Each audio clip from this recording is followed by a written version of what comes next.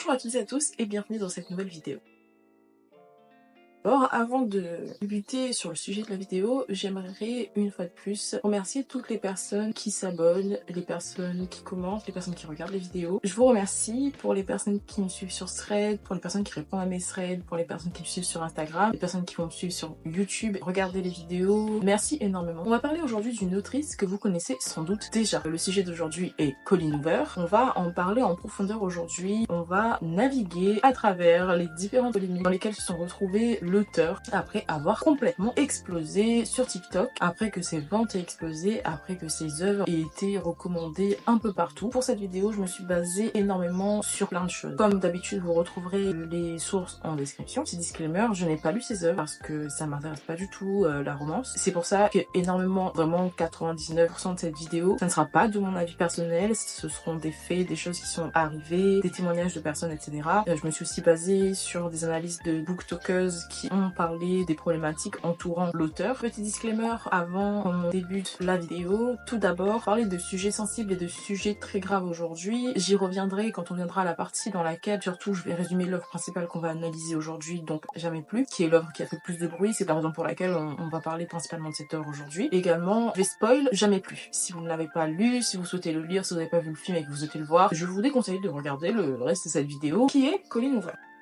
Colleen Hoover est née le 11 décembre 1979. Parmi les jeunes consommateurs de romance, ou plutôt de new romance, rares sont ceux qui ne la connaissent pas ou n'ont pas une fois lu ses livres. D'après les sites visés.com, elle a même été élue meilleure auteure new romance en 2017 lors du festival New Romance à Cannes. Elle va publier plus de 8 romans, dont je ne citerai pas tous les noms, et elle va les publier chez les éditeurs Hugo Roman entre 2014 et 2017, dont Hopeless en 2014, sa trilogie Never Never en 2016, ou encore November 9 en 2017. D'après Wikipédia, en 2022, elle aurait vendu jusqu'à approximativement 22 millions de livres et elle a été nommée parmi les 100 personnes les plus influentes au monde par le magazine Times en 2020. Pour en revenir à son succès, rien qu'en France en 2022, elle écoule plus de 250 000 exemplaires. Côté famille, important vu l'une des polémiques qu'on va traiter aujourd'hui et qui concerne son cercle familial, l'auteur est marié à William Keith Hoover, qui est quant à lui chauffeur routier d'après un article de Télérama. À eux deux, ils donnent naissance à 3 enfants, Cale, Levi et Becca. Parmi tout ça, une grande audience plutôt jeune qui correspond tout à fait au moment où son succès démarre réellement en 2020. La pandémie fait naître la montée de TikTok et avec lui le BookTok qui soudainement fonce sur Jamais plus presque 5 ans après sa publication originelle. Suite à cette explosion, un nom a même été attribué aux fans de celle qu'ils appellent désormais Coho. Je vais mal le prononcer durant cette vidéo, c'est la vie, voilà. Ces fans astucieux se nomment désormais les Cohorts, une forêt principalement peuplée de lectrices dont Coho devient l'autrice préférée. Cette intense communauté fait d'elle et de son œuvre un véritable phénomène TikTok. Le hashtag Colleen Hoover va accumuler plus de 3,2 millions de vues. On peut dire que la personnalité publique que l'on traite aujourd'hui a su profiter de ce succès soudain, se montrant proche de son public afin de garder vivante la flamme animant sa réussite. On a compris, Colleen Hoover est un phénomène. Même moi, j'en parlais dans l'introduction justement, profondément inintéressée par la romance et la new romance, j'ai pu croiser ses œuvres ou entendre son nom à de nombreuses reprises. Aujourd'hui, en plus de parler du côté personnel, voire familial, qui a pu faire parler de l'auteur à travers des accusations, notamment prononcées à l'encontre de son fils Levi, on explore la controverse entourant la représentation des violences conjugales dans ses œuvres, notamment grâce à l'analyse de Jamais plus. Mais on va aussi discuter de l'adaptation cinématographique de cette œuvre et sa stratégie marketing qui aura suscité tantôt l'admiration, tantôt l'appel au boycott. Pour commencer avec les différentes polémiques expliquant la création du phénomène Coho, parlons de l'affaire que j'appellerai l'affaire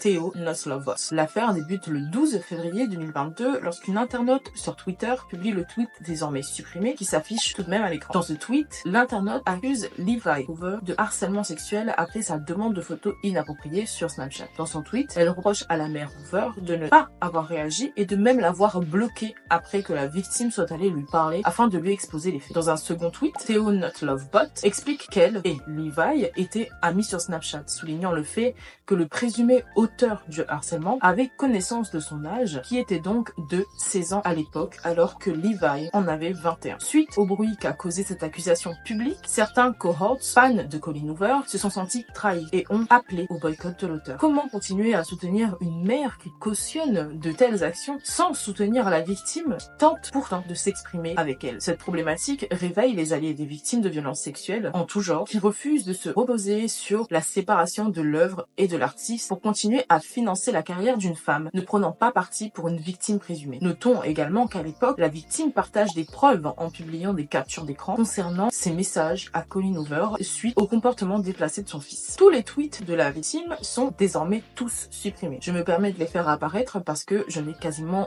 pas d'audience. En novembre 2022, Coho réagit enfin suite à la vague d'indignation. Dans une déclaration, elle va d'abord expliquer qu'elle n'a pas bloqué la victime, mais qu'elle n'avait tout simplement pas répondu ni lu son message, ce qu'elle reconnaît, et elle s'excusera auprès de cette dernière qui, selon elle, a dû se sentir bouleversée d'être ignorée. La mère Hoover déplore le fait que beaucoup accusent son fils d'agression sexuelle alors que la victime parle de harcèlement. Dans sa déclaration, elle explique qu'elle ne retire pas la culpabilité de son fils qui n'aurait pas dû demander une photo inappropriée à une jeune fille de 16 ans, mineure donc on peut le dire. Elle remercie Theo Not Love Bot d'avoir attiré son attention sur l'affaire et affirme que tout a été réglé avec elle et son fils, ce qui expliquerait la suppression des tweets de la victime présumée. Retenons, pour la suite, vous allez voir qu'on pourra faire un parallèle lorsqu'on parlera de Jamais Plus. L'affaire aurait été réglée en interne, donc dans un cercle rapproché, il n'y aurait pas eu de suite judiciaire. C'est un sujet qui va être récurrent et qu'on va retrouver également dans Jamais Plus. Pour en revenir à l'affaire, après cette histoire, et malgré la conclusion donnée par l'auteur, beaucoup ont cessé de la lire. En effet, la première problématique est qu'on assiste à une sorte de minimisation des faits de la part de Coho, qui malgré ses excuses, dont n'ont aucune preuve ses fans, n'appuie pas sur la problématique des actes de demande de photos intimes sur les réseaux sociaux et du danger que cela peut être. Dire qu'elle ne retire pas la culpabilité de son fils ne va pas suffire dans cette situation dans laquelle, depuis 16 ans, s'est retrouvée face à un jeune homme de 21 ans, face à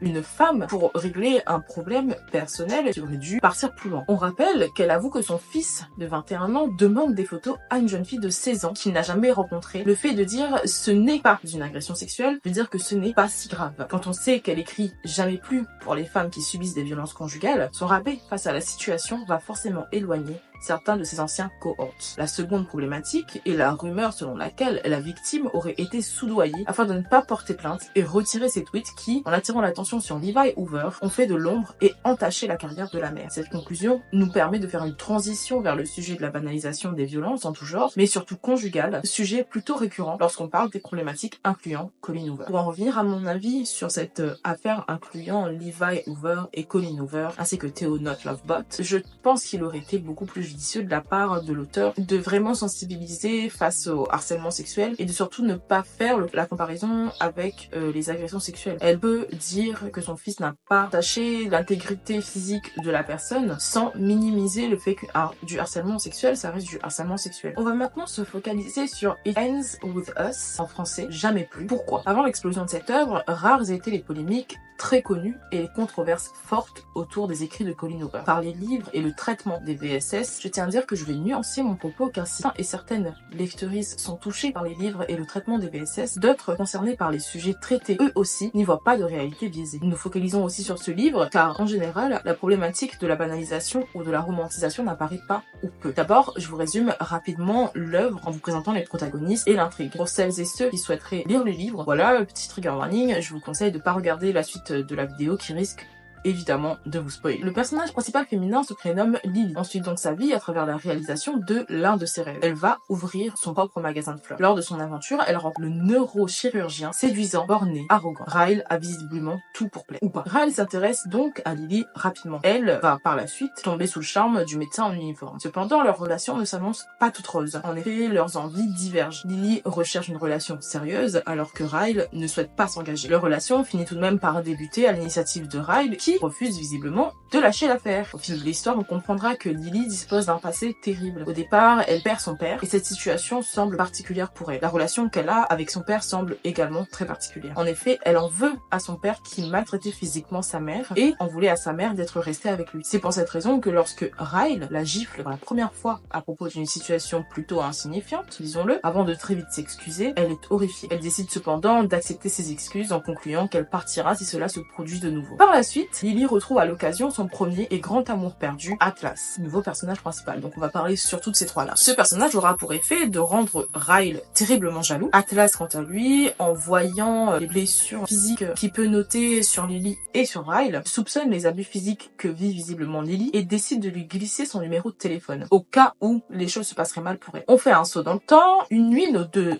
amoureux décident de se marier sur un coup de tête à Vegas. Leur mariage se passe bien jusqu'à ce que Ryle trouve le numéro d'Atlas menace et pousse sa femme dans les escaliers. Oui, j'ai vraiment dit ça. On apprend alors que celui-ci, lorsqu'il était enfant, aurait accidentellement tué son frère par balle, causant chez lui un traumatisme non traité qui fait ressurgir des accès de rage. Je commenterai après. Une fois de plus, malheureusement, grâce à son amour, Lily l'excuse. Lorsqu'enfin a lieu l'action la plus violente de l'œuvre, pensant que Lily le trompe après avoir lu ses journaux d'enfance, oui, l'intimité est totalement morte, Ryle tente de violer Lily qui tente de se défendre mais termine inconsciente. Pour la fin de ce livre, Lily va par la suite s'éloigner émotionnellement de Ryle tout en le laissant être présente durant sa grossesse. Oui, elle est enceinte et oui, c'est complètement fou. Cependant, lorsqu'elle accouche de son enfant, qu'elle nomme après le frère mort de Ryle en hommage, elle réalise que son amour pour sa fille l'engage à la protéger d'une relation toxique. À ce moment, et dans son rôle de mère, elle réalise et elle décide de se séparer de Ryle, qui tout d'abord va lui demander de reconsidérer sa décision. Il finira finalement par accepter, et dans l'épilogue, on peut retrouver Lily qui va retrouver Atlas après sa séparation avec Ryle. Atlas qui, quelque temps auparavant, avait avoué à Lily ses sentiments, le fait qu'il l'aimait encore. Lorsque Lily le retrouve dans l'épilogue, elle lui dit alors qu'elle est prête à recommencer sa relation avec lui. C'est évidemment un résumé un peu grossier de ce qu'est le livre, donc là on se focalise sur le livre, et comme vous pouvez le remarquer, le livre traite principalement de violence conjugale. On a beaucoup de parallèles entre Lily et sa mère qui vivaient exactement la même chose dans son couple. Ce qui lui est reproché à ce livre sera souvent la banalisation de certains comportements toxiques de Ryle, le personnage principal masculin. Concernant cette partie, l'auteur elle-même a expliqué qu'elle a eu du mal à écrire ce livre car c'est une situation qu'elle a vécue et relatée de son histoire passée et notamment de l'histoire entre sa mère et son père. Comme nous en avons parlé durant la vidéo concernant la dark romance, énormément de personnes subissent des violences de la part d'une personne connue. Colleen Hoover, en relatant son histoire, ne peut donc pas être jugée sur sa représentation des violences. On a aussi parlé du fait que les victimes pouvaient vivre des histoires très différentes, les victimes pouvaient être différentes. Lily, personnage principal féminin, peut sembler bizarre à accepter et pardonner les violences, mais n'oublions pas à quel point il peut être dur de s'éloigner d'une relation toxique. N'oublions pas la pression monumentale mentale et la violence émotionnelle qui culpabilise la victime et l'enchaîne à son agresseur souvent. Dans certaines situations, surtout de violences conjugales ou lorsque c'est un proche qui va faire subir les violences. Et c'est souvent le cas. Selon le lecteur, le livre est un coup de cœur profond, difficile et réel. Pour d'autres, la réalité est bien différente car les concernés ne se sentent pas représentés. Les thèmes abordés, ici particulièrement les violences conjugales, seraient utilisés uniquement pour étayer l'intrigue et créer des rebondissements. Selon @EvaKim, auteur sur TikTok, la reprochant par exemple, avec November 9, change un peu de registre mais ça reste à peu près la même chose, de simplement survoler les sujets. Donc dans November 9, on va parler par exemple de suicide sans suffisamment les développer. Pour jamais plus, on peut se demander où est la période de reconstruction de Lily. Aux côtés d'Atlas, ne devrait-on pas s'attarder plus sur ce que ces violences ont causé chez elle comme séquelles? On a parlé en plus du fait que toutes les victimes vont forcément avoir des séquelles. Hello Roses Books sur TikTok soulève le fait qu'il y a un manque dans le livre. La dimension juridique n'apparaît à aucun moment. En effet, la meilleure amie de Lily, qui est, rappelons-le, la sœur de Ryle, lui demande de le quitter sans jamais lui mentionner qu'elle devrait porter plainte contre lui. La réputation de Ryle semble être plus importante et privilégiée, et la gravité des actes du personnage principal masculin est atténuée tant par son passé que par sa carrière, mais aussi par le fait que Ryle soit le père de son enfant. La tiktokeuse explique qu'étant donné la relation toxique entre Lily et son père, qu'elle aimait malgré la gravité de ses gestes, elle place la paternité de Ryle au-dessus de ce qu'elle a pu vivre face à lui. Lily va donc continuer à avoir une relation amicale, c'est un grand mot évidemment, avec son agresseur, dans le but co-parenting. Elle qui a subi une tentative de viol et des violences physiques se voit presque obligée de côtoyer son agresseur pour le bien de son enfant, mais aussi par compréhension pour son passé. C'est très grave. Ryle, par tous ses biais, devient donc lui aussi une victime. Or, la seule victime que l'on peut vraiment apercevoir, c'est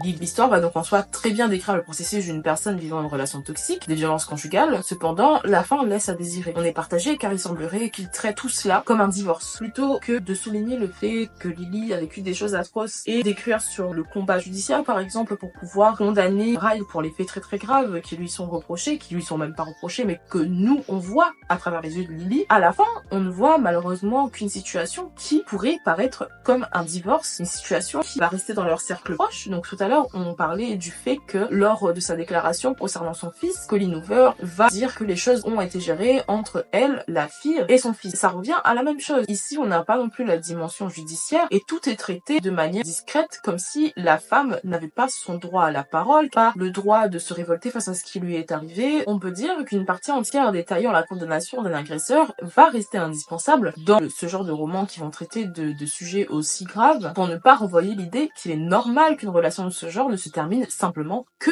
par une rupture ou par un divorce. L'écriture de Colleen Hoover concernant son propre vécu n'est alors pas remis en question. Ce n'est pas ce qui lui est reproché. Ce qu'il l'est, c'est que son roman, qui tendait vers la dénonciation, ne reste finalement qu'un roman d'énonciation. Elle partage sans doute le quotidien de certaines femmes qui réussissent à s'en sortir seules et peut-être à vivre avec la pression constante de devoir coparenter l'enfant aux côtés de l'agresseur. Mais elle en oublie beaucoup trop. Elle exclut beaucoup trop de femmes dont la réalité est tout autre et majoritaire. Certaines femmes, telles que Magali Blandin, vont porter plainte, mais perdent malheureusement la vie tuée par leur conjoint. Certaines femmes ne s'en sortent pas seules. Certaines femmes ne peuvent pas être sauvées par leur premier amour. Elles ont besoin qu'on les aide, qu'on les accompagne, qu'on les éloigne de leur agresseur, malgré la difficulté que cela peut être. Hello vs Books souligne le fait que Ryle, pour être un père, va revenir chez Lily dans son intimité, et c'est super grave de le montrer de cette manière. L'organisme Nous Toutes, dans une étude en ligne, recueille des témoignages de femmes ayant été victimes de violences conjugales, sexistes ou sexuelles, dont la majorité ayant essayé de porter plainte, n'ont pas été bien accueillies par les forces de l'ordre. Sur 3500 témoignages récoltés, 43,7% des violences ont lieu au sein du couple. Lorsqu'on demande à ces victimes d'expliquer la façon dont ont réagi les forces de l'ordre, ce qui reviendra à 67,8%, et la banalisation des faits. Pour en revenir à Lily et en faire le parallèle, on la décrédibilise malheureusement. Pour de multiples raisons, on lui dit de partir sans légitimer la gravité et la pousser à prendre de réelles mesures contre Ryle. D'un témoignage sur Nous Toutes lors de leur étude, ressort la phrase « Votre plainte, ça va ruiner sa vie », qu'on peut mettre en directe comparaison avec l'histoire de Lily face à la carrière de médecin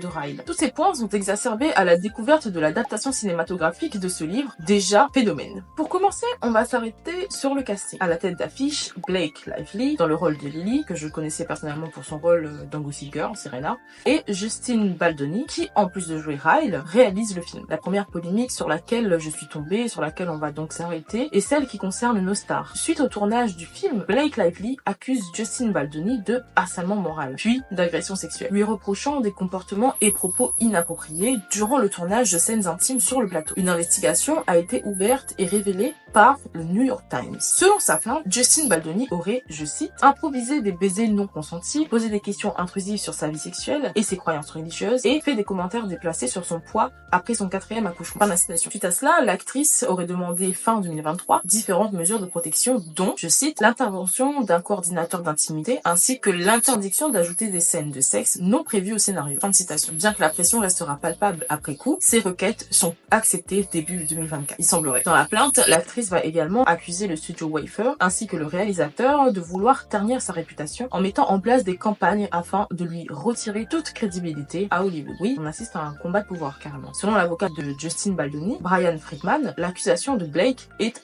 infondée. Il s'exprime ainsi. Ceci est, je cite, une tentative désespérée pour réparer sa mauvaise réputation liée à ses actions et déclarations durant la promotion du film. On y reviendra juste après. Suite à cela, Baldoni portera plainte contre Blake et son mari pour extorsion, diffamation ainsi qu'ingérence dans sa vie professionnelle. Il semblerait qu'enfin, un juge américain ait accordé à Blake Lively une ordonnance restrictive limitant la diffusion de certaines informations confidentielles. Concernant la promotion du film, donc on en parlait juste à l'instant, Blake Lively et l'auteur sont accusés de n'avoir présenté jamais vu que comme une comédie romantique. On vient de parler du fait que ça parle de violence conjugale. Cette promotion éclipse les faits graves et est censée sensibiliser de violences conjugales. Selon radiofrance.fr et des internautes, le film banalise la violence en passant d'une scène de violence à une scène de sexe intense et des, je cite, plans serrés sur le corps musclé. Fin de citation. J'ai pas regardé le film, j'aurais pas pu le dire ça. Dans la plupart des interviews que donne Blake Lively durant la promotion du film, elle ne mentionne que très rarement, voire pas du tout je crois, mais très rarement, les violences conjugales. Elle rigole à propos de ce qu'elle dirait à des femmes réellement victimes de violences et profite même de la vague de promo du film pour lancer sa marque de soins capillaires Blake Brown. Vous en conviendrez, c'est pas très approprié étant donné ce qui est censé représenter le film. Le film, déjà plus condensé que le livre, devient encore plus ambigu et problématique concernant la fin de l'histoire. On parlait du fait qu'on voyait pas vraiment une fin qu'il fallait quoi. Lily se fait sauver par Atlas, on survole uniquement les violences sans les dénoncer et les explorer. Malgré tout, présenter le film comme une comédie romantique reste très moyen, surtout étant donné le jeune public qu'attire cette adaptation qu'attendaient les fans de Coho. En majorité, celles et ceux qui ont aimé le livre ont détesté le film, qu'ils trouvent peu réaliste et trop éloigné s'éloigner de l'intrigue du livre. D'autres décident de boycotter Colleen Hoover pour avoir cautionné et soutenu toute cette promotion, en profitant elle-même pour annoncer un livre de coloriage, oui, je comprends pas non plus, basé sur son œuvre, ce qui va provoquer évidemment et naturellement un déferlement de désapprobation de la part de ses fans. Ou pas. Les lectrices, choquées, trouvent cela absolument déplacé de créer un produit dérivé à destination d'un jeune public, étant donné les sujets abordés par sa romance, sa new romance, vous avez capté. L'éditeur et l'auteur, après cette vague de haine, décideront d'annuler la publication du livre de coloriage, dont je n'ai d'ailleurs pu trouver aucune trace. C'est pour ça que vous en voyez aucune image. Tous ces comportements portent à confusion sans vouloir remettre en question le passé de l'auteur. Certains se demandent comment elle a pu cautionner ou promouvoir son œuvre destinée à sa mère et son vécu de façon si problématique, que ce soit à travers ses propres actes qu'à travers ceux de l'actrice incarnant Lily. Le film et sa promotion laissent plus place à la question de la romancisation et banalisation. Ryle, super beau, sera souvent excusé. Le début même de leur relation avec Ryle, qui refuse le rejet initial de Lily, annonce la couleur grisâtre du reste du film qui révolte les fans. Le message face aux violences conjugales devient flou, caché derrière une barrière publicitaire trop peinte de couleurs légères et retirant toute sa gravité aux actes explorés. L'image renvoyée aux jeunes sur les relations amoureuses est catastrophique, bien qu'elle le soit moins dans le livre d'origine sur lequel est basé le film. Pour finir, je vous partagerai mon avis personnel sur toute cette histoire. Je ne suis pas une consommatrice de romance moi-même, je l'ai déjà dit, Colleen Hoover n'est pas une auteure vers laquelle je me tournerai, ne serait-ce qu'à cause de l'histoire de son fils. Comme tout, lorsque chaque auteur, chaque autrice aborde des sujets difficiles, il est important de le faire jusqu'au bout. On parlait de dimension judiciaire, il est important d'aller jusqu'au bout, en rappelant le cadre illégal, en rappelant le traumatisme, etc.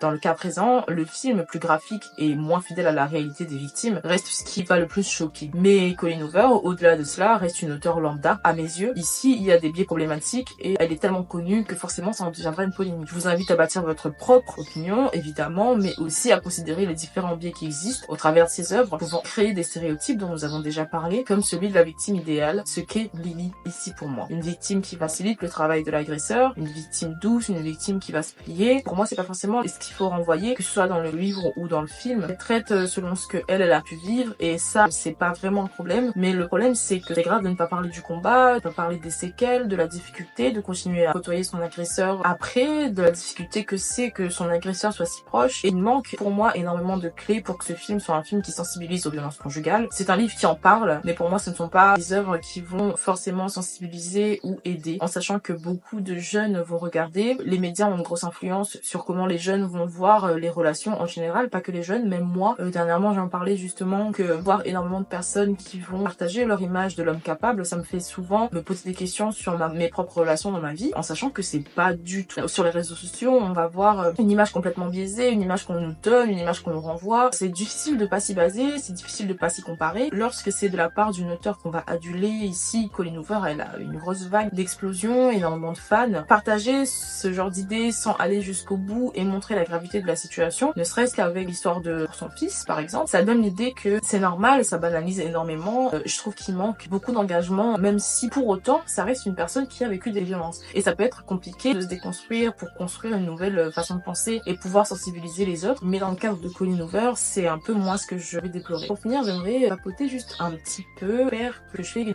que ce soit sur Instagram, sur Thread ou sur YouTube, vous plaira. J'espère qu'on pourra grandir ensemble et créer une petite communauté. En tout cas, je vous remercie de m'avoir écouté sur cette vidéo. J'ai eu un peu plus de facilité à parler à la caméra aujourd'hui, avec moins de tics de langage et aussi avec moins d'hésitation, même si j'ai bugué parfois. J'espère que cette vidéo vous a plu. Faites attention à vous. Je vous fais des gros bisous. Donc, non.